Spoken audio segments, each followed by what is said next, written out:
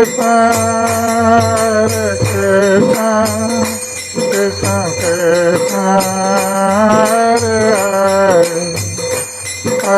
Rama, Rama Rama Rama, Hare Hare, Hare Krishna, Krishna ଧ୍ୟାନ କରୁ। ଆମ ପାଖରେ ତ ମନ ହିଁ ନାହିଁ। এইଭଳି ଭାବରେ ସେମାନେ ଉଦ୍ଧବଙ୍କର ପରିହାସ କରୁଥିଲେ। ଆଉ ଏକଥା ଶ୍ରବଣ କରି ଉଦ୍ଧବଙ୍କର ଯେଉଁ ଜ୍ଞାନ ଗର୍ବ ଥିଲା ସେ ନଷ୍ଟ ହୋଇଗଲା। ଗୋପୀମାନଙ୍କର କୃଷ୍ଣଙ୍କ ପ୍ରତି ପ୍ରେମ ଭାବକୁ ଦର୍ଶନ କରି ତେଣୁ ଶେଷରେ ଉଦ୍ଧବ ସେଥିପାଇଁ ଚାହିଁଥିଲେ ଯେ ଏଇ ଗୋପୀମାନଙ୍କର ପଦ ରେଣୁ ମୋର ମସ୍ତକରେ ଯଦି ପଡ଼ିବ ତାହେଲେ ମୁଁ ଏଇ ବ୍ରଜ ପ୍ରେମ ଗୋପୀମାନଙ୍କର ପ୍ରେମକୁ ମୁଁ ଟିକେ ପ୍ରାପ୍ତ ହେବି। କିନ୍ତୁ ଗୋପୀମାନେ ତ ତାଙ୍କ ପାଦ ଧୂଳି ଦେବେନି ଉଦ୍ଧବଙ୍କୁ, କାରଣ ଉଦ୍ଧବ ଥିଲେ କୃଷ୍ଣଙ୍କର ସଖା। ତେଣୁ ଉଦ୍ଧବ କାମନା କରିଥିଲେ ଯେ ଯଦି ମୁଁ ଗୋପୀମାନଙ୍କର ପଦ ଧୂଳି ପାଇବାକୁ ଚାହେଁ ତାହେଲେ ଏଇ ବ୍ରଜରେ ମୋତେ ଗୁଳ୍ମ ଲତା ହିଁ ଜନ୍ମ ହେବାକୁ ପଡ଼ିବ, ଘାସ ହିଁ ଜନ୍ମ ହେବାକୁ ପଡ଼ିବ। ତେଣୁ ଘାସ ହିଁ ଜନ୍ମ ହେଲେ ବ୍ରଜରେ ଗୋପୀମାନେ ଯେତେବେଳେ ଯିବେ ପାଦ ରଖି ଘାସ ଉପରେ ବା ଲତା ଉପରେ, ସେତେବେଳେ ଯାଇ ମୁଁ ଗୋପୀମାନଙ୍କର ପାଦ ଧୂଳିକୁ ପ୍ରାପ୍ତ ହେବି। ତେଣୁ ସେଇ ଗୋପୀମାନଙ୍କର ମନ ବର୍ତ୍ତମାନ କୃଷ୍ଣଙ୍କର ରଥ ସହିତ ଚାଲିଯାଉଛି, ଯାହାଫଳରେ ସେମାନଙ୍କର ବାହ୍ୟ ଜ୍ଞାନ ଆଉ ନାହିଁ। କୃଷ୍ଣଙ୍କର ରଥ ଦୂରକୁ ଦୂରକୁ ଚାଲିଯାଉଛି, ଅକ୍ରୂର ରଥକୁ ନେଇ ଦୂରକୁ ଚାଲି ଯାଉଛନ୍ତି ଏବଂ ଗୋପୀମାନେ ଚିତ୍ର ପ୍ରତିମା ପରି ଛିଡ଼ା ହେଇଛନ୍ତି। ଚିତ୍ର ପ୍ରତିମା ଯେପରି ଚିତ୍ର କୌଣସି ମାନେ ଚିତ୍ରରେ ଯେହେତୁ ଜୀବନ ନଥାଏ, ତେଣୁ ଚିତ୍ର ପ୍ରତିମା ସେ କେବେ କଥା କହିପାରିବନି ବା କୌଣସି କାର୍ଯ୍ୟ କରିପାରିବନି। ଠିକ୍ ସେହିପରି ଗୋପୀମାନଙ୍କର ମନ କୃଷ୍ଣଙ୍କର ରଥ ସହିତ କୃଷ୍ଣଙ୍କ ସହିତ ଚାଲିଯାଇଥିବା ହେତୁ ସେମାନେ ଚିତ୍ର ପ୍ରତିମା ପରି ଗୋଟିଏ ସ୍ଥାନରେ ଛିଡ଼ା ହେଇଛନ୍ତି। ତାଙ୍କର ବାହ୍ୟ ଜ୍ଞାନ ଲୁପ୍ତ ହେଇଛି। ତେଣୁ ସେ ଏହିପରି ଭାବରେ ଚାହିଁ ରହିଛନ୍ତି କୃଷ୍ଣଙ୍କର ରଥକୁ। ପୁଣି କହୁଛନ୍ତି କିଛି ସମୟ ପରେ ଯେତେବେଳେ ସେମାନଙ୍କର ଟିକେ ଜ୍ଞାନ ଆସିଲା ଯେ ରଥ ବହୁତ ଦୂରକୁ ଚାଲିଗଲାଣି, ଆଉ କୃଷ୍ଣ ଫେରିବେନି, ମାନେ ଯେପର୍ଯ୍ୟନ୍ତ ରଥର ଧ୍ୱଜ ଦର୍ଶନ କରୁଥିଲେ ଗୋପୀମାନଙ୍କର ଆଶା ମଧ୍ୟ ରହିଥିଲା ଯେ କାଳେ ଆମେ ଏପରି କୃଷ୍ଣଙ୍କ ବିରହରେ ସମସ୍ତେ କ୍ରନ୍ଦନ କରୁଛୁ, ସମସ୍ତେ ଦୁଃଖୀ ହେଇ ଅଛୁ, କୃଷ୍ଣ ଫେରି ଆସିବେ। କିନ୍ତୁ ଯେତେବେଳେ ରଥ ଅଦୃଶ୍ୟ ହେଇଗଲା ସେତେବେଳେ ସେମାନେ ନିରାଶ ହେଇଗଲେ ଯେ ଆଉ କୃଷ୍ଣ ଫେରିବେନି। ତେଣୁ ସେମାନେ ଦୁଃଖରେ ବିଶ୍ୱ କା ଅହନି ନିନ୍ନୁର ଗାୟନ୍ତି ପ୍ରିୟ ଚେଷ୍ଟିତ। ତେଣୁ ଗୋପୀମାନେ ସେମାନେ ଅତି ଦୁଃଖରେ ମ୍ରିୟମାଣ ହେଇ ସେମାନେ କୃଷ୍ଣଙ୍କର ସମସ୍ତ ଚେଷ୍ଟା ବା ସମସ୍ତ ଲୀଳାକୁ ଗାନ କରିବାକୁ ଆରମ୍ଭ କଲେ। ତେଣୁ ଭକ୍ତ ଯେତେବେଳେ ଭଗବାନଙ୍କର ବିରହ ଅନୁଭବ କରିବ ସେତେବେଳେ ସେ ଭଗବାନଙ୍କର ନାମ ଗୁଣ ଲୀଳା ଆଦି କୀର୍ତ୍ତନ କରିବ। ଇଏ ହେଉଛି ଏକମାତ୍ର ଉପାୟ। ଭଗବାନଙ୍କର ବିରହ ତାପକୁ ପ୍ରଶମିତ କରିବା ପାଇଁ ଭକ୍ତ ପକ୍ଷରେ ଇଏ ହେଉଛି ଏକମାତ୍ର ଉପାୟ। ତେଣୁ ଆମେ ଯେପରି କୌଣସି ପ୍ରିୟ ବ୍ୟକ୍ତି ଠାରୁ ବିରହ ଅନୁଭବ କରୁ, ତାହେଲେ ଆମେ ପ୍ରିୟ ବ୍ୟକ୍ତି ସମ୍ବନ୍ଧରେ ଚିନ୍ତା କରୁ, ତାର ଲୀଳା କଥା ଆମେ ଚିନ୍ତା କରୁ, ତାର କାର୍ଯ୍ୟକଳାପ କଥା ଆମେ ଚିନ୍ତା କରୁ। ଠିକ୍ ସେହିପରି गोपी मानकर प्रिय कृष्णंकर विरह गोपी माने कृष्णंकर रूप गुण लीला आदि कीर्तन करने को आरंभ कर हरे कृष्ण कृष्ण कृष्ण हरे हरे हरे राम राम राम हरे हरे। तेणु भक्त भगवान विरह से भगवान नाम कीर्तन कर आम जो हरे कृष्ण महामंत्र कीर्तन करुचे जप करुचे आमर जप एवं कीर्तन यही भाव में हवा उचित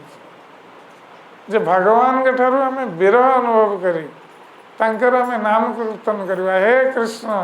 हे श्रीमती राधाराणी मत आपण सेवार नियोजित कर तेणु व्याकुल ही क्रंदन करिवार अच्छे ये हरे कृष्ण महामंत्र ये हूँ भक्तर व्याकुल क्रंदन जेपर्यंत आम ये व्याकुल क्रंदन न करीचे से पर्यंत आम कृष्णकर कृपा को लाभ करवा असंभव। जेपरी छोट शिशु जेपर्यंत क्रंदन न करुची माँ तार काम व्यस्त रोचे ताकू क्षीर देवाई आसुन किंतु जो शिशु व्याकुल हो जोर चित्कार करने को आरंभ कर माँ को रही पार से सबू काम छाड़ी आसी शिशु को दुग्धपान करे ठीक सेहीपरि आमे केते व्याकुल भाव में भगवान कृष्णकर नाम संकीर्तन करवा केते क्रंदन करी करवा ताहले भगवान कृष्णकर हृदय कृपारे विगलित राधा कृष्ण से आम उपर कृपा करेंगे आमको हृदय रे तांकर प्रेम को प्रदान करेंगे तांकर सेवार नियोजित करेंगे ये हूँ आम जीवन सार्थकता। तेणु भक्त सबु समय भगवान का नाम कीर्तन गुण रूप लीला कीर्तन एथिरे से निमज्जित हवा आवश्यक। ये बाह्य संसार कथबार्ता ये सब आमको जमालय को नापी आह्वान करे ये जमालय रास्ता ये जिते सब कृष्ण कथा भिन्न कृष्ण सेवा भिन्न आ जहाँ सब संसार कथा ये सब केवल जम जंत्रणा प्राप्त हबार मार्ग। तेणु जो माने भगवान कृष्णकर भक्ति आचरण कर कृपा प्रार्थना करने सदा बेले आकांक्षी से माने गुरु कृष्ण के चरण में निजक समर्पण करेंगे यही समर्पण भावना ही से कृष्ण प्रेम आने अर्थात समर्पण कहले आमे जितेबाला निज सुख कथा चिंता न करी निज आनंद कथा चिंता न करी आमे गुरु कृष्ण को आनंद प्रदान करने चेष्टा करें से हूँ प्रकृत भक्ति। आत्मेन्द्रिय प्रीतिवांछा तारे बोले काम कृष्णेन्द्रिय प्रीति इच्छा धरे प्रेम नाम। तेणु जेपर्यंत आम निजको सुखी करने चेष्टा करुचे ये हूँ काम किंतु कृष्ण कर इंद्रिय प्रीति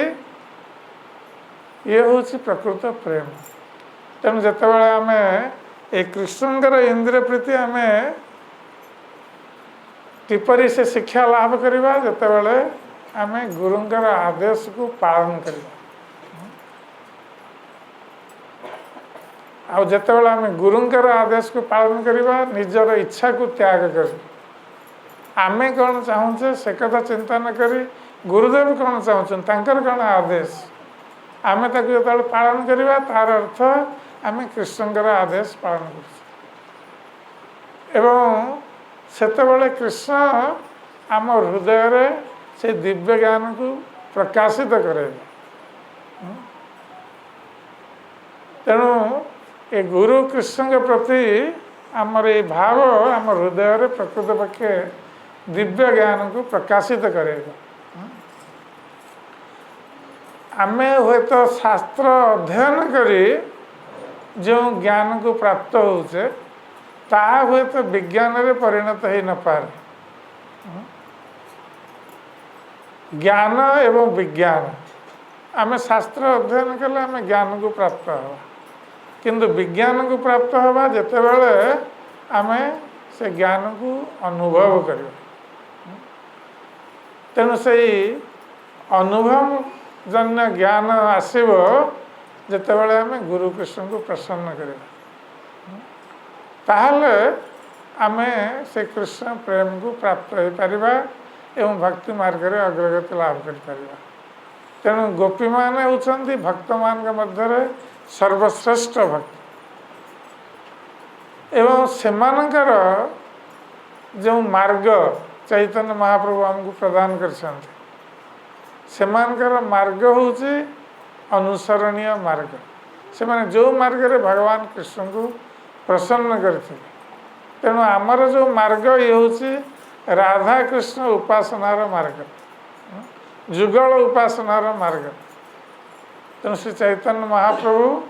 कहते आराध्य भगवान ब्रजेश तनयम तद्धाम वृंदावनम रम्या काचित उपासना ब्रजवधु वर्गेण जाकर। तेणु कृष्ण भगवान जपरी आराध्य तंकर धाम वृंदावन मध्य आमर आराध्य एवं तंको आराधना करिवार मार्ग होची ये गोपी मानकर मार्ग जो माने निजर समस्त सुख सुविधा एवं कामना को परित्याग करे केवल भगवान कृष्ण को संतुष्ट करने पाई निजर सबकिछि समर्पण कर देते से माने कृष्णकर प्रिय होते से भगवान कृष्ण को कहवा को पड़ेगा जे गोपीगण मु तुम निकट में चिर ऋणी न पारे हूँ निरबद्ध संयुजा स्वसाधु कृत्यम विबुधायुषा। तेणु भगवान कृष्ण को कहवा को पड़ेगा जदि मु ब्रह्मांकर आयु पर्यंत चेष्टा करे तथापि तुम मानकर ऋण मु सुझिपारि। तेणु भक्तर ऋण भगवान सुझापी अक्षम कारण भक्त भगवान के पाई निजर सर्वस्व अर्पण करता समस्त सुख सुविधा को अर्पण करता से भगवान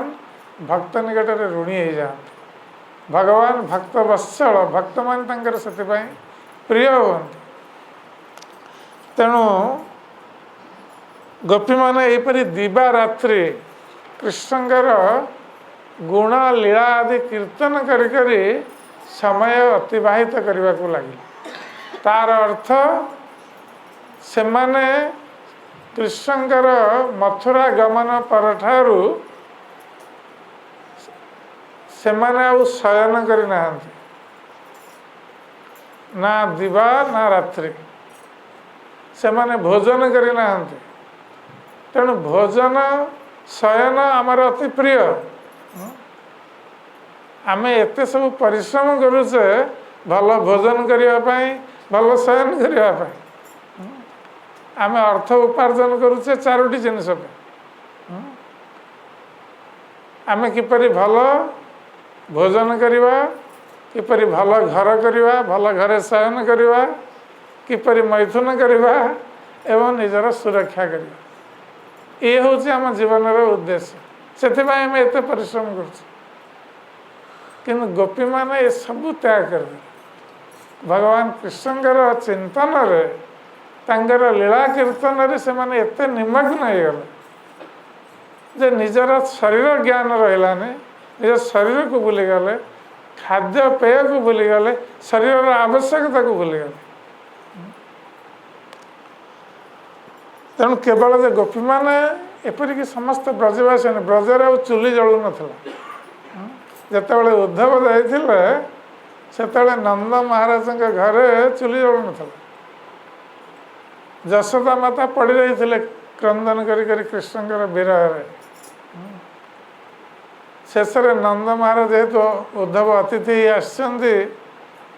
किसी सत्कार करने को पड़ो नंद महाराज एक ब्राह्मण द्वारा किसी खीरी प्रस्तुत करते उद्धव को खाया देवा आउ किसी दे नथिले। तेणु ये थला ब्रजर अवस्था कृष्ण के विरह संपूर्ण ब्रज शोक सागर रे निमग्न हो जाता।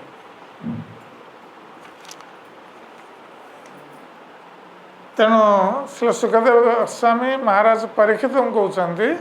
कि हे राजन अक्रूर और श्री बलराम के सहित वायु बेगरे रथरे यात्रा करी भगवान कृष्ण पापनाशिनी कालिंदी नदी निकट में उपस्थित है। रथेन वायुवेगेन कालिंदी अघनाशिनी। तेणु वर्तमान रथ अदृश्य हो गला गोपी मान के पाई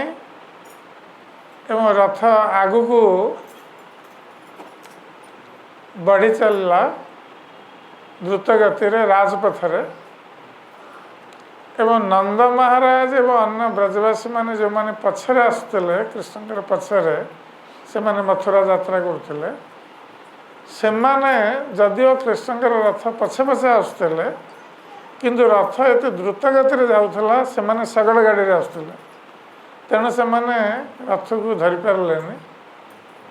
तेणु अक्रूर कृष्ण बलराम को नहीं कालिंदी नदी तटरे पहुँचले जमुना कूल पहुँचले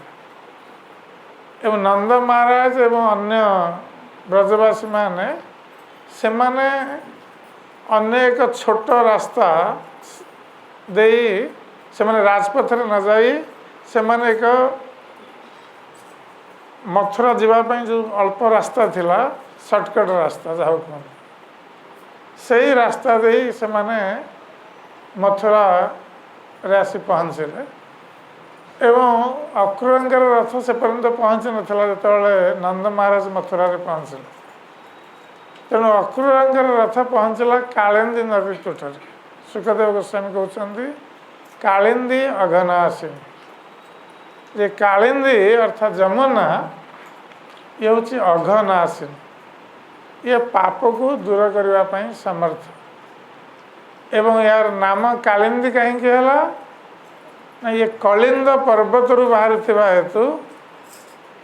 कलिंद पर्वत दे आसी हेतु जमुना नाम है कालिंदी। जो मैंने जमुनोत्री जाइछन्ति से मैंने देखिथिबे कलिंद शिखर कलिंद पर्वत देखिथिबे। तेणु कलिंद शिखर दे जमुना आसुछन्ति। प्रकृत पक्षे जमुना आसुछन्ति केउठारु गोलक वृंदावन। भगवान कृष्ण ए पृथ्वी पृष्ठ रे अवतरण करने पूर्वर जितेबाला श्रीमती राधाराणी को कहते जे देवी वर्तमान तुमको मो साथी पृथ्वी पृष्ठ को जावाक पड़ो मोर लीलार सहायक हाँपाई से श्रीमती राधाराणी कहते जो जमुना एवं सतशृंग पर्वत नहांती मु से स्थान को जीवन। तेणु राधाराणी इच्छा भगवान कृष्ण जमुना को एवं सतशृंग पर्वत को आदेश देले ये पृथ्वी पृष्ठ अवतरण करने। तेणु सतशृंग पर्वतर ना हूँ पृथ्वी पृष्ठ गोवर्धन किंतु गोलक नाम हूँ सतशृंग। तेणु जमुना गोलक वृंदावन आसछन्ति। तेणु आसवा मार्ग कलिंद शिखर दे आसुछन्ति। तेणु तांकर ना है कालिंदी। तेरे जहाँ हो भगवान कृष्ण गोपी मान सह ये जमुना रे स्नान जल क्रीड़ा आदि करथिबा हेतु कालिंदीर जल अति पवित्र। एपरिक गंगा नदीर जल ठार 100 गुण पवित्र बोली कहुई। जमुना नदीर जल 100 गुण पवित्र। तेणु कालिंदी अघनाशिनी। तेणु अक्रूर रथ जा पहुँचला ये जमुना नदी कूल जो जमुना समस्त पाप को दूर करने समर्थ।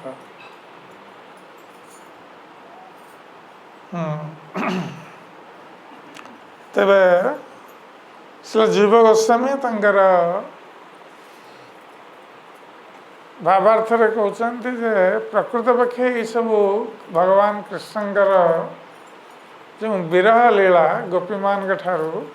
विरह लीला ये सब भगवान अंतरंगा शक्ति बा जोगमाया द्वारा ये सब आयोजित होता।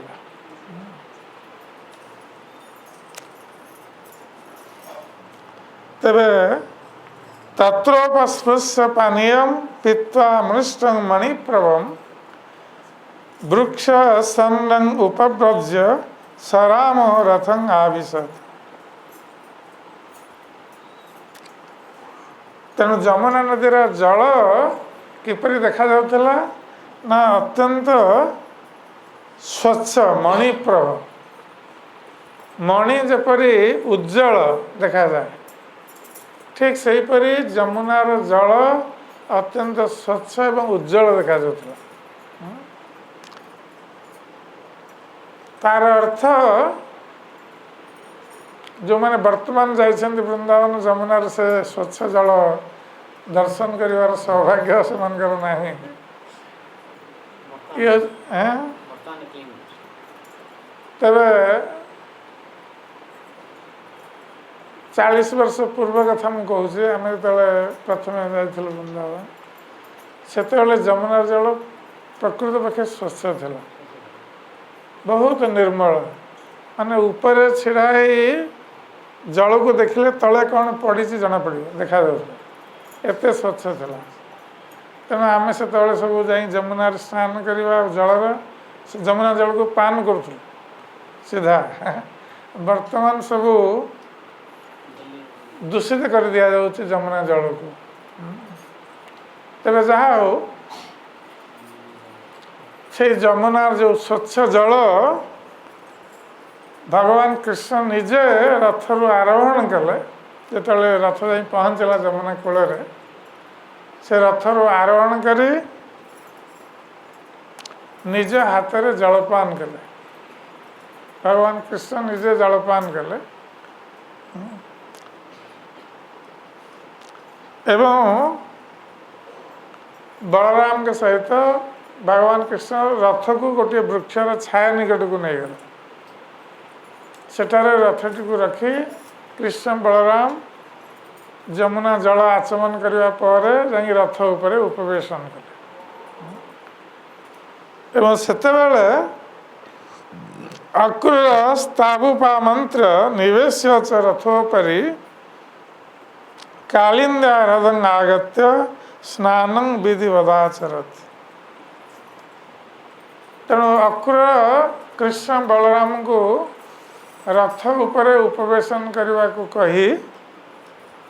तापर तंकर अनुमति नहीं अक्रूर निजे स्नान करने को गले जमुनार जल। तेणु जहाँ मन हो द्विपहर समय होता, तेणु द्विपहर समय गायत्री जप करने को हुए स्नान करी। तेणु त्रिकाल संध्यार स्नान सकाळ द्विपहर एवं संध्या ये त्रिसंध्या। तेणु त्रिसंध्यार स्नान करी गायत्री जप करने को हुए। तेणु जेहेतु द्विपहर समय होता तेणु अक्रूर स्नान करी मंत्र जप करने बाहर रथ को गोटे वृक्ष तले रखे कृष्ण बलराम रथ उपर उपवेशन कर अक्रूर गले स्नान करने।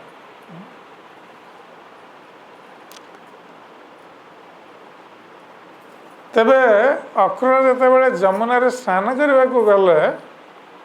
सेतेबाला से गोटे अद्भुत दृश्य देखिले जमुना जल। तेणु सुखदेव गोस्वामी कहते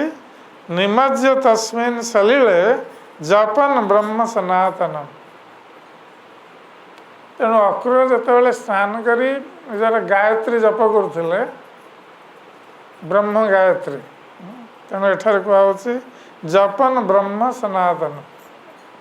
सनातन ब्रह्म अर्थात ब्रह्म गायत्री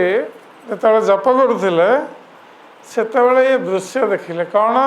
ना तावेव ददृशे अक्रूर राम कृष्ण समन्वित।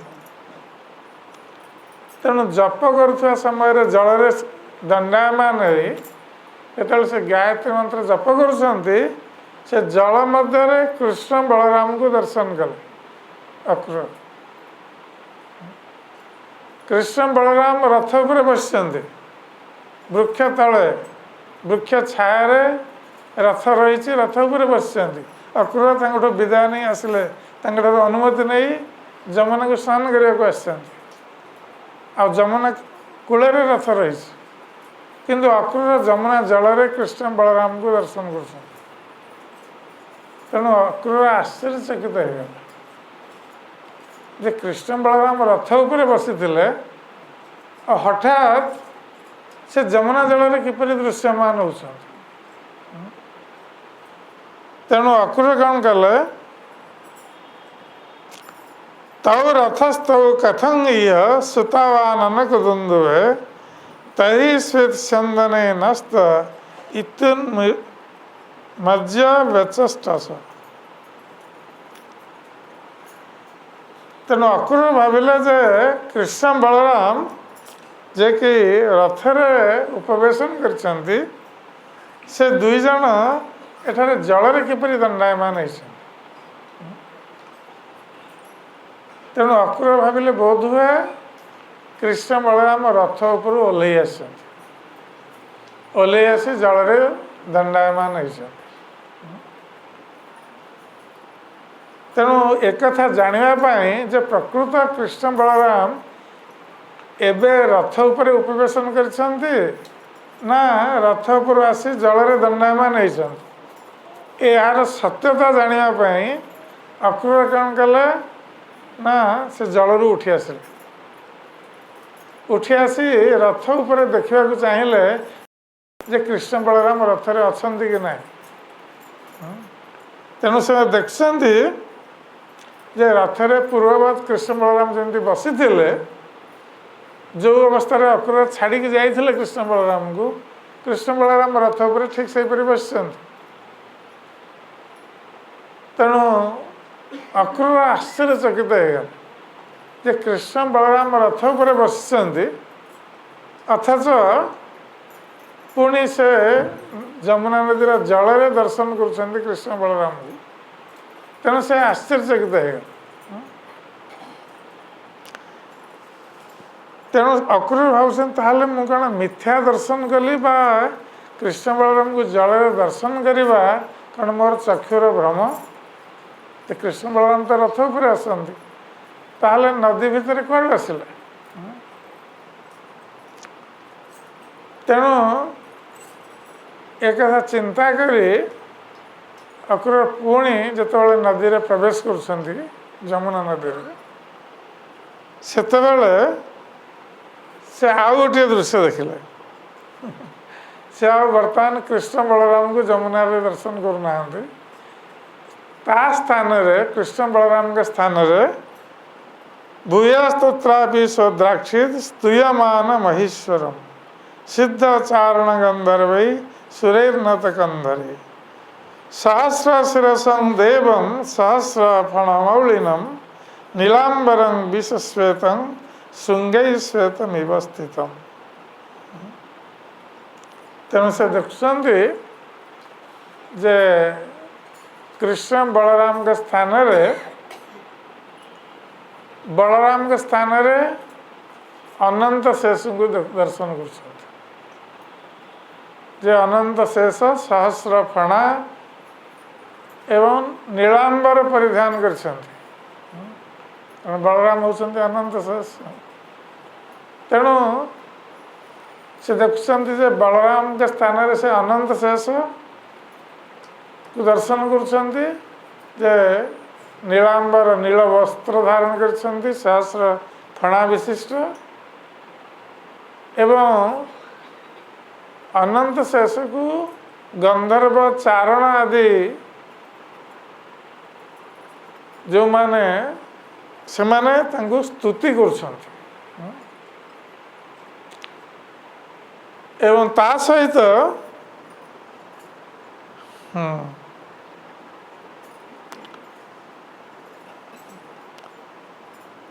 तेणु अनंत शेषंकर जो रूप हूँ श्वेत वर्ण से उदाहरण दौरान श्रृंगे श्वेतमिव स्थित जपरी श्वेत श्रृंग एक विशालकाय श्वेत श्रृंग परि से दर्शन कर आनंद से नीलांबर परिधान कर देखते तस्ंगे घनश्याम पीत कौशयवाससम एवं अनंत शेषंग सहित वर्तमान घनश्याम जे कृष्ण से वर्तमान विष्णु रूप धारण कर तेणु पीतवास पीतांबर धारण कर वर्ण हूँ श्याम वर्ण पुरुषं चतुर्भुजं शांत पद्मपत्रारुणे क्षण एवं भगवान कर चक्षुदेव अरुण वर्ण से चतुर्भुज शंख चक्र गदा पद्म धारण कर मूर्ति शांत मूर्ति चारु प्रसन्न बदनम चारुहास निरक्षण एवं भगवान प्रसन्न बदन शांत मूर्ति एवं प्रसन्न बदन एवं स्मित हास्य कर स्मित हास्य करी दृष्टिपात कर शुभ्रु नसं चारु कर्णम सुकोबाला ऋणाधरम भगवान का नासिका अत्यंत उन्नत एवं सुंदर कर्ण एवं कपोल अत्यंत सुंदर एवं अरुण अधर अधर हूँ अरुण वर्ण धारण कर तेणु यहीपरि भाव अक्रूर दर्शन कर कृष्ण बलराम को अनंत शेष एवं महाविष्णु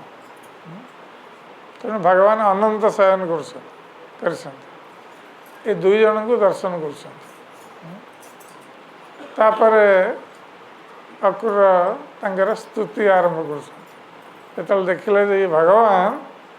दर्शन कर स्तुति कर ये प्रसंग आगू को चलुची तेरे आम ये विश्राम दवा हरे कृष्ण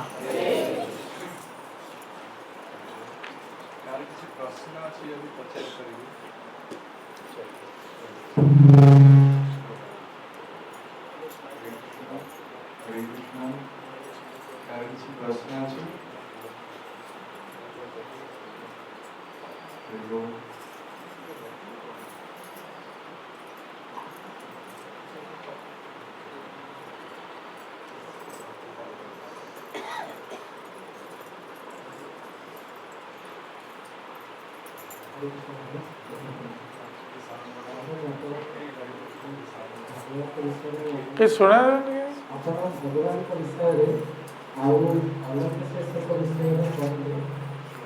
रिजाउंडिंग हो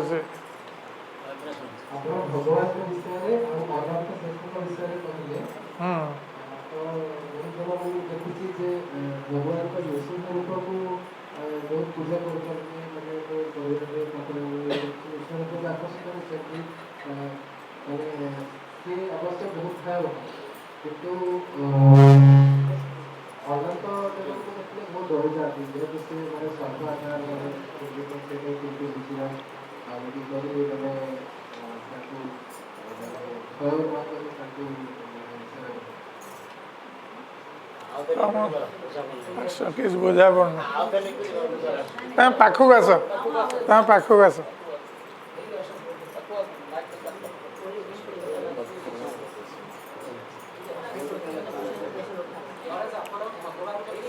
हाँ ये बरং ভালো শোনা बिना माइक रे ভালো শোনা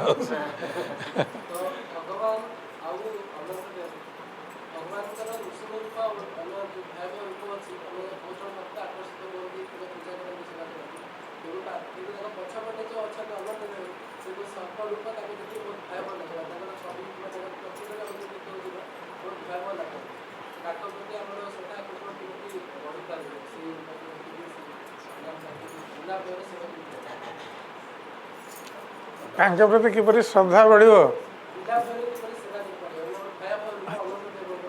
ହଁ, ଅନନ୍ତ ଦେବ ଭୟାବହ ରୂପ ମାନେ ସର୍ପ ରୂପ। ତେଣୁ ସର୍ପ ରୂପ ହେଲେ ମଧ୍ୟ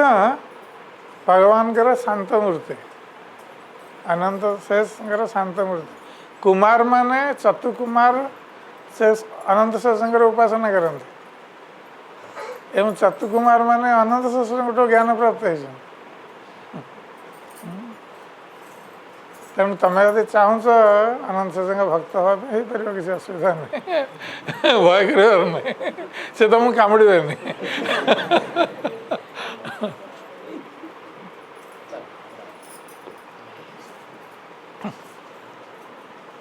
ଭୟଟା ଆସେ କାଳେ ଆମ ପ୍ରତି ଆକ୍ରମଣ କରିବେ ସେଥିପାଇଁ ନା। ହଁ, ନୃସିଂହଦେବ ଯେମିତି ଭୟାବହ, ନୃସିଂହଦେବଙ୍କୁ ଦେଖି ଦେବତା ମାନେ ଭୟଭୀତ ହେଇଗଲେ, ବ୍ରହ୍ମା ଭୟଭୀତ ହେଇଗଲେ, ଶିବ ଭୟଭୀତ ହେଇଗଲେ। ଏ ସ୍ୱାଭାବିକ କଥା, ଯେତେବେଳେ ଭଗବାନ ଭୟଙ୍କର ରୂପ ଧାରଣ କରିବେ ଭୟଭୀତ ହେବା ସ୍ୱାଭାବିକ। କିନ୍ତୁ ଭକ୍ତ ପାଇଁ ଭଗବାନଙ୍କର ରୂପ କେବେ ଭୟାବହ ନୁହଁ। ପ୍ରହ୍ଲାଦ ମହାରାଜଙ୍କୁ ଯେତେବେଳେ ବ୍ରହ୍ମା କହିଲେ, ସବୁ ଦେବତା ମାନେ ସ୍ତୁତି କଲେ ନୃସିଂହଦେବଙ୍କୁ, ଶାନ୍ତ କରିପାରିଲେନି। ବ୍ରହ୍ମା ପ୍ରହ୍ଲାଦ ମହାରାଜଙ୍କୁ ଆଦେଶ ଦେଲେ ଯେ ତୁମ ପାଇଁ ଭଗବାନ ଏ ଭୟଙ୍କର ମୂର୍ତ୍ତି ଧାରଣ କରିଛନ୍ତି, ତୁମେ ଯାଇ ଶାନ୍ତ କର ଭଗବାନ। ପ୍ରହ୍ଲାଦ ଭଗବାନଙ୍କ ସମ୍ମୁଖ ଯିବା ମାତ୍ରେ, ସ୍ତୁତି ଆରମ୍ଭ କରିବା ମାତ୍ରେ ଭଗବାନ ଶାନ୍ତ ହେଇଗଲେ। ତେଣୁ ଭକ୍ତ ପାଇଁ ଭଗବାନଙ୍କ ରୂପ ଭୟାବହ ନୁହଁ, ଅସୁରମାନଙ୍କ ପାଇଁ ଭୟାବହ, ଯେଉଁମାନେ ଭକ୍ତ ନୁହନ୍ତି।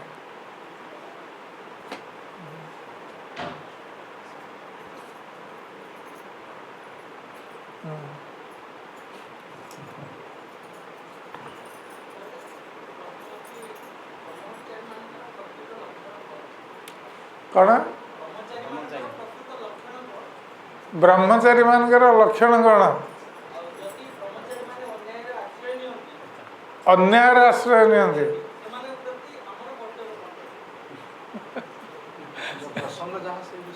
ହଁ, ଆମର ପ୍ରସଙ୍ଗ ସମ୍ବନ୍ଧରେ ଆଲୋଚନା କରିବା ଦରକାର। ଏସବୁ ଅନ୍ୟ ପ୍ରସଙ୍ଗ ଆସିଗଲା, ସେଇଟା ଅନ୍ୟ ବେଳେ ପଚାରିବେ ବ୍ୟକ୍ତିଗତ ଭାବେ। ଏଇଟା ଆମେ ମାନେ ସତ୍ସଙ୍ଗରେ ସେ ଚାପ୍ଟର ଆମେ ଆଲୋଚନା କରିବାନି। ଯେଉଁ ଚାପ୍ଟର ଆମର ହେଉଛି ଏ ସମ୍ବନ୍ଧରେ ଯଦି କିଛି ପ୍ରଶ୍ନ ଅଛି ପଚାରନ୍ତୁ।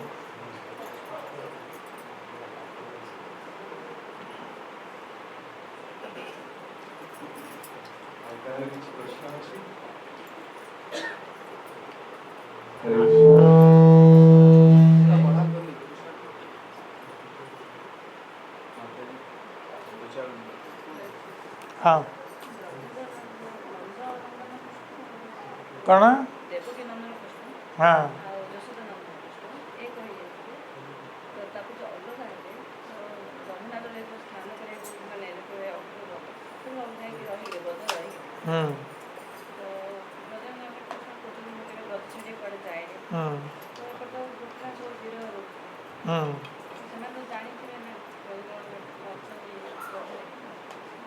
ସେମାନେ କେମିତି ଜାଣିଲେ? ଜାଣିଲେ ଆଉ ବିରହ ଆସିବ କେମିତି? କୃଷ୍ଣ ରହିଲେ ବ୍ରଜରେ, ଯେହେତୁ ସେ ପ୍ରତିଜ୍ଞା କରିଛନ୍ତି ବ୍ରଜ ତ୍ୟାଗ କରି ଅନ୍ୟତ୍ର ଯିବେନି, ତେଣୁ ଏଇଠି ଯେଉଁ ଅକ୍ରୂର ଦର୍ଶନ କଲେ କୃଷ୍ଣ ବଳରାମଙ୍କୁ ଅନନ୍ତ ଶେଷ ଆଉ ବିଷ୍ଣୁ ରୂପରେ, ବାସୁଦେବ ରୂପରେ, ତେଣୁ ପ୍ରକୃତ ପକ୍ଷେ ଅକ୍ରୂର ଯେଉଁଠି ସ୍ନାନ କରୁଥିଲେ ସିଏ ହେଉଛି ମଥୁରା ଆଉ ବୃନ୍ଦାବନର ସୀମା। ତେଣୁ ସେଇଠି କୃଷ୍ଣ ବଳରାମ ରହିଗଲେ। ମଥୁରାକୁ ଗଲେ ବାସୁଦେବ କୃଷ୍ଣ ରୂପରେ, ବାସୁଦେବ କୃଷ୍ଣ ଅନନ୍ତ ଶେଷ। ତେଣୁ ବ୍ରଜର କୃଷ୍ଣ ବଳରାମ ରହିଗଲେ ବ୍ରଜରେ। ତେଣୁ ମଥୁରାରେ ପ୍ରବେଶ କଲେ ବାସୁଦେବ କୃଷ୍ଣ ରୂପରେ। ତେଣୁ ବ୍ରଜରେ ରହିଲେ ହୁଏତ ପ୍ରଶ୍ନ ହେବ କୁଆଡ଼େ ଗଲେ, ଆମେ କାହିଁ ଦେଖିଲେନି। से प्रकाश लीला आउ कलेनि भगवान कृष्ण ता परठार प्रकट लीला तांकर होलानी अप्रकट लीला अर्थात गोपी मैंने जिते भगवान कृष्ण विरह अनुभव करते भगवान कृष्ण तंग स्फूर्ति आसबे गोपी मैंने देखती कि विश्वास हुएनि जे कृष्ण फेरी आस कृष्ण सहित लीला करती किंतु बाह्य विरह थी अंतर मिलन बाहर मिलन बाहर विरह ये था गोपी मान भाव हाँ हाँ हाँ कृष्ण फेरी आसला कृष्ण तक वचन रक्षा कर किंतु कृष्णकर शीघ्र हूँ 100 वर्ष 100 वर्ष पर फेरी आसला सेटा कृष्ण किसी नुहे गोटे मुहूर्त आम 100 वर्ष बहुत कृष्ण दंतावक्र को बध कर सारा पर फेरी आसते ब्रज आ ब्रजमन को फेरी आसे सबू ब्रजवासी को साथी धरी गोलक वृंदावन गले तेणु कृष्ण चलीगला ब्रजर आ कौन से ब्रजवासी नथिले ब्रज शून्य होता केवल वन होकर रही जाता कौन से लोक नथिले समस्ते गोलक वृंदावन चल गई तेणु कृष्ण प्रतिज्ञा रक्षा कर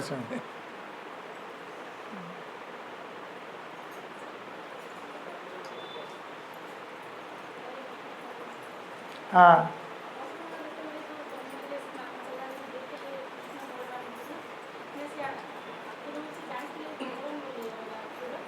हाँ से जानी अक्रूर जानी कारण मथुरार भविष्यवाणी होता ना भगवान आविर्भूत हे कंस को बध करेंगे तेणु अक्रूर जानी से तो अपेक्षा करते मथुरा केम दर्शन करेंगे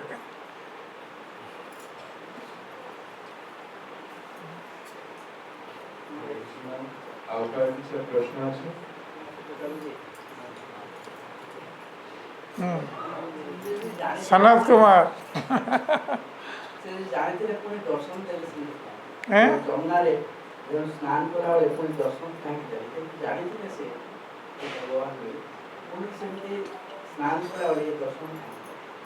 भगवान कन्फर्म कर दर्शन देकर स्वीकृति प्रदान कर हाँ तुम जो भगवान भाव कारण ये तो मनुष्य रूप में अच्छा कृष्ण बलराम बर्तमान देखे दौरान निज रूप आ से रूप से प्रवेश कर मथुरा तेणु कृष्ण बलराम जो ब्रज लीला से रहीगला बर्तमान मथुरा लीला आरंभ हो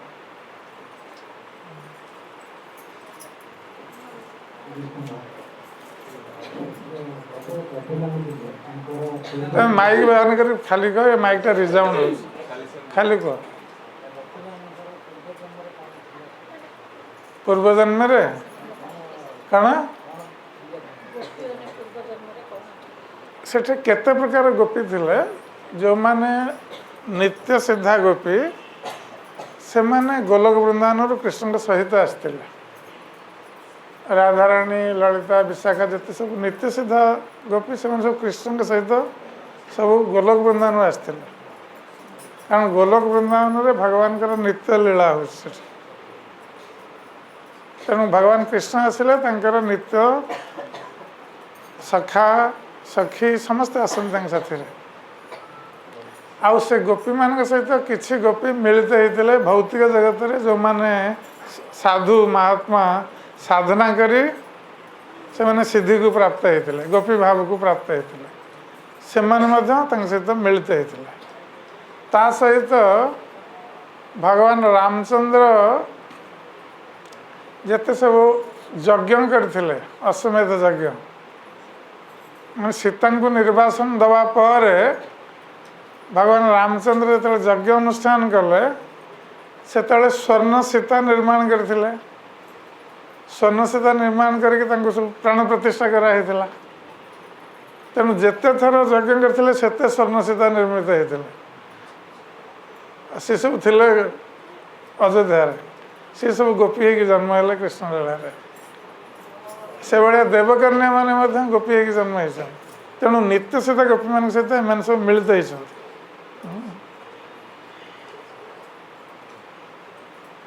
तेणु से कौन साधारण स्त्री नुहति केवल भगवान तंकर गोलक वृंदावन लीलार किसी अंश आमको एठे देखे दौरान आमको आकृष्ट करने धाम ना आम बद्ध जीव आम केमती जाना भगवान लीला आम बुझीपर तेणु भगवान किसी लीला मध्यम आमको आकृष्ट कर प्रति ताल आम संसार उद्धार हवा लीला प्रवेश कर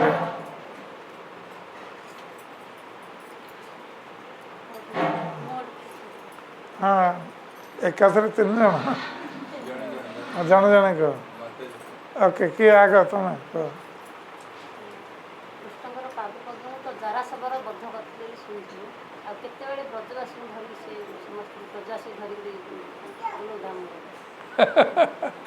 ये बहुत भल प्रश्न समस्ते जानते जे भगवान कृष्ण द्वारकार थिबा अवस्था से निज स्वधाम को गले जारा सबर मल्ल स्वर किंतु तुम भागवत जदि पढ़ जारा सबर कड़े गला जारा सबर स्वर मारला ठीक अच्छे किंतु से भगवान कृष्णकर मृत्यु हो पार कि कृष्णकर कभी मृत्यु हेनी भगवान कृष्ण जारा सबर प्रथम वैकुंठ पठेदे जी स्वर मारी तापर निजे स्वधाम को गले आ भगवान कृष्ण जीवा पूर्व जिते सब अस्त्र शस्त्र शंख चक्र गदा पद्म सी सब स्वरूप धारण करके सब वैकुंठ चलीगले वैकुंठ रथ आसला कृष्ण को नवाई तेणु समस्ते कथा जानते आमर महाभारत एथेर अच्छी महाभारत अच्छी भागवत भी अच्छी तापर भगवान कृष्ण जो जरासंध को वध कले गोटे रूपरे द्वारका गले आउ गोटे रूपरे ब्रजरे प्रवेश कले ब्रजरे प्रवेश करी पुणी ब्रजवासी मान को नहीं गोलक वृंदावन तेणु द्वारकावासी मैंने तेणे गले निज निज धाम को ब्रजवासी मैंने गले भगवान के धाम तेणु भगवान का लीला बुझा एत सहज नुह हाँ तमर प्रश्न ना कह हाँ तमर हेला ओ एका प्रश्न था ना क्या अच्छा ओके हाँ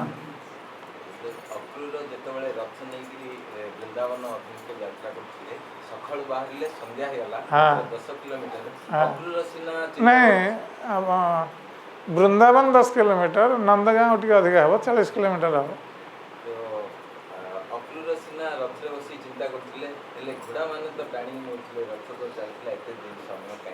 अक्रूर रथ नहीं जाऊँ ना जड़े यदि चिंतार रही हाथ जीव घोड़ा को बाड़े ये जल्दी चल बोली घोड़ा मन से जल्दी अक्रूर ये तो चिंतामग्न अवस्था अच्छा घोड़ा मैंने निज इच्छा चलते धीरे धीरे घोड़ा मैंने कहीं जल्दी जीवे जदि चालक न चाहब से कहीं दौड़े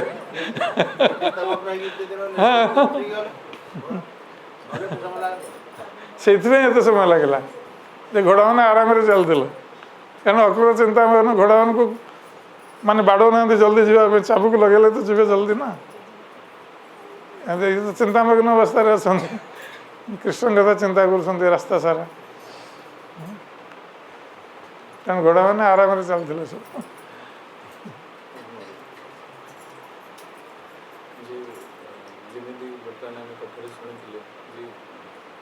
भगवान को सब भगवत्ता देखा पर भगवान बहुत असुर को बदल करते आप सब वर्णना करते तो ये देखा पर भी गोप ब्रजवासी मानकर सब से ब्रज भाव तुटू नाला भांगू नाला भगवान जी भगवान बोली से ग्रहण कर प्रेमटा बजाय रखा सब तो आम भगवान को तो कनसीव कर रिसीव कर गुरुदेव आदेश रोचे आम आमको जो जो सब आदेश मिलूँ से आदेशटा प्रति कम से कम किसी श्रद्धा थी जो आम सेवा करुचे जदिव आम भक्ति मार्ग में अच्छे सेवा करुचे कि आम चेतना तो सेवा करने समय भक्तिर चेतन नथा आम जमी बाह्य कर्म सब करुचे तेना प्रश्न करो जी से कन्सियसनेस केमती डेभलप कर देख बर्तमान आम साधक भक्त आम जो दीक्षा ग्रहण करुचे आम गुरुंकर निर्देशन रे साधना आरंभ करुचे आमर शुद्धिकरण आरंभ करुचे नाम जप करवा आम कृष्ण पूजा करवा सेवा करवा ये सब शुद्धिकरण प्रक्रिया आम गुरु के निर्देश जो आम शुद्धिकरण प्रक्रिया को निजे माने निष्ठार सह पालन करवा ताहले आमर शुद्धिकरण प्रक्रिया शीघ्र हम आदि आम खामखियाली भाव में नौचे नियम रही समस्त ताकू किए केते निष्ठार सह ग्रहण करिवो सेटा ता ऊपर निर्भर करे तेणु खामखियाली प्रक्रिया आम यदि ग्रहण करुचे बा आम किसी भौतिक लाभ आशार ग्रहण करुचे सबू भक्त समान भाव में भक्तिर अभ्यास करना ता भितर अनेकर विभिन्न सब भौतिक अभिलाष सब रही तेणु भक्तिर नियम को ठीक भाव में पालन से करना तेणु से शुद्धिकरण प्रक्रिया एत शीघ्र हबानी विलंबित जेपर्यंत से निष्ठापूर्वक पालन न करेंगे जी निष्ठापूर्वक पालन करुच्चे तार शुद्धिकरण प्रक्रिया शीघ्र हम ताहले कौन हम से यही भाव स्तर को आसपार धीरे धीरे हठात आसपार कि धीरे धीरे कृष्ण के प्रति अति भाव आसक्ति वृद्धि हम तार अनर्थ निवृत्ति पर रुचि आसक्ति आदि आसो ताहले से प्रेम को प्राप्त हो किंतु आमर अनर्थ पर्यंत जाइनी जेहेतु आम शुद्धिकरण प्रक्रिया ठीक है आम निष्ठार सह पालन कर तेणु आम उपर निर्भर कर प्रक्रिया सब ठीक अच्छे नीति नियम सब ठीक अच्छे आमे ताकू केते निष्ठार सह ग्रहण करें से आम उपर निर्भर कर कृष्ण कहते गीतार जे यथा मां प्रपद्यन्ते तां तथैव भजामि जे जेपरि भाव में मोर शरणापन्न हो मुझे से फल देवी तेणु आम जदि 5 भाग शरणागत कृष्ण 5 भाग फल देवे आम यदि 20 भाग शरणागत 20 भाग फल पाइबा 50 भाग शरणागत 50 भाग फल आ 100 भाग शरणागत पूर्ण समर्पित कृष्ण आमर पूरा दायित्व नहीं आमर किसी चिंता करिवार नथिबा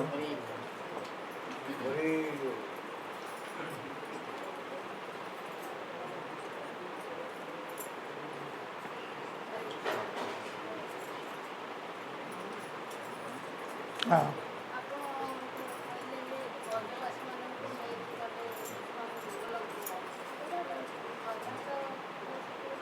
कौन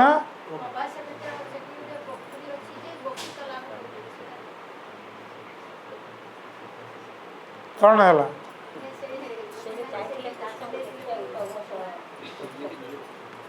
से सब विभिन्न प्रसंग रही कह गोपीमान थर जाते द्वारका से रही गोपीतला पाखे तेबे से जहाँ हो आमर गोसाई माने विभिन्न पुराण उद्धार करी पद्म पुराण आदि उद्धार करी जे कृष्ण जीव गोसाई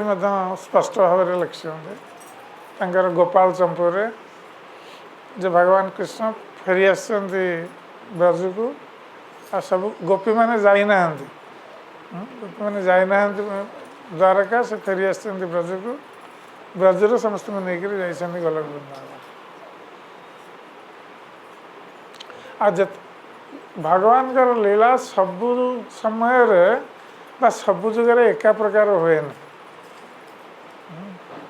भगवान कृष्ण सबु द्वापर तो आसती जो द्वापर आसती ସବୁ ଦ୍ୱାପରରେ ଲୀଳା ଏକା ପ୍ରକାର ହୁଏନି, କିଛିଟା ସେଥିରେ ପରିବର୍ତ୍ତନ ହୁଏ। ତେଣୁ ଯେତେ ସବୁ କଥା ଲେଖା ହେଇଛି ଶାସ୍ତ୍ରରେ ଅନେକ ସମୟରେ ଲାଗେ ଯେ ଏଇଟା ବିରୁଦ୍ଧାଚରଣ କଥା ଲେଖା ହେଇଛି, କିନ୍ତୁ ବିରୁଦ୍ଧାଚରଣ ହୁଏତ ଅନ୍ୟ କଳ୍ପରେ ସେଭଳି ହେଇଥିବ ସେ ଲୀଳା। ତେଣୁ ଆମକୁ ସେଇ ଭାବରେ ନେବାକୁ ପଡ଼ିବ। କିଛି କୁହାଯାଏ ଯେ ଗୋପୀମାନେ ଯାଇଥିଲେ ଦ୍ୱାରକା ବୋଲି। ତେବେ ଯାହା ହଉ ଆମର ଗୌଡ଼ୀୟ ଜୀବଗୋସ୍ୱାମୀଙ୍କ ମତରେ ଇଏ ହେଉଛି ଯେ କୃଷ୍ଣ ଫେରି ଆସିଥିଲେ ବୃନ୍ଦାବନ ଏବଂ ସମସ୍ତ ବ୍ରଜବାସୀଙ୍କୁ ନେଇକରି ଯାଇଥିଲେ ନିଜ ଧାମ। Hare Krishna.